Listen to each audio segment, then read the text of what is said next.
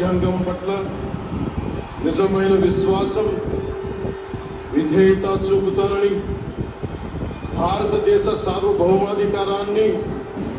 సమగ్రతని కాపాడుతానని ఆంధ్రప్రదేశ్ రాష్ట్ర మంత్రిగా నా కర్తవ్యాలను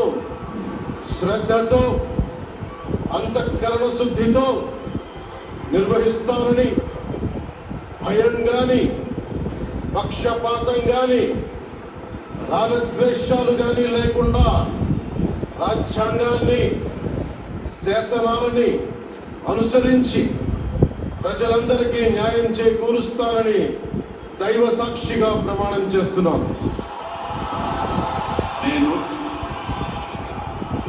కొణిదెల పవన్ కళ్యాణ్ అనే నేను ఆంధ్రప్రదేశ్ రాష్ట్ర మంత్రిగా